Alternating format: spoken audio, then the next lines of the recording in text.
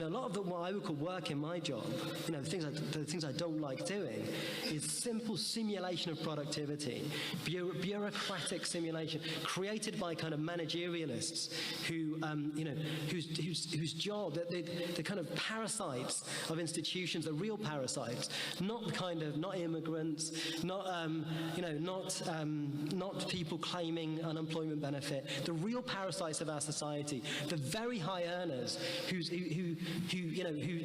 propagate all this stuff to keep us in a state of panicked anxiety, and radical competitive individualism, such that we can't act together and gain a collective agency. And so the big lie that has been sold to us by neoliberalism is that if we withdraw security from people, we draw kind of social security, then suddenly there'll be this creative, this wellspring of creativity will just emerge. Okay, well, all that happens if you remove security from people is they get like I was when I was self-employed. All of that creative energy goes into how can I make money? That's the energy of this society. That's a stupid thing for people to have to think about a lot of the time. And look at all these great people we're supposed to admire now. Not that they've invented anything. Steve Jobs, he didn't invent anything. He's just a parasite.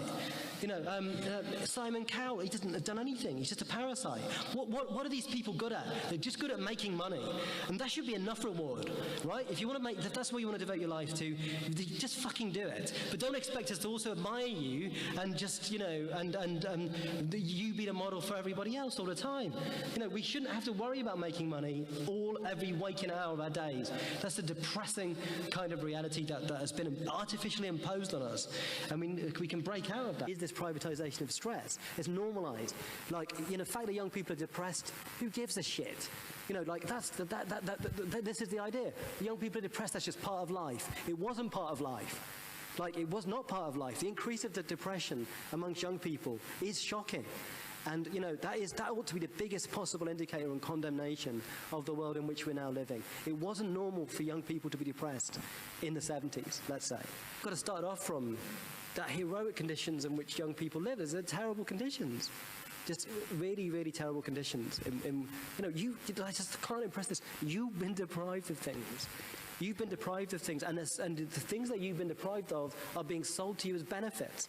It's a great new world. You've got all this stuff. You've got all this capacity to do things. It just isn't like that. And so for Baradi, the argument is, why did 90s was a decade of the emergence of cyberspace and of Prozac? And for him, there's two things that are totally related together. How did people cope with these new level of demands that were placed upon them?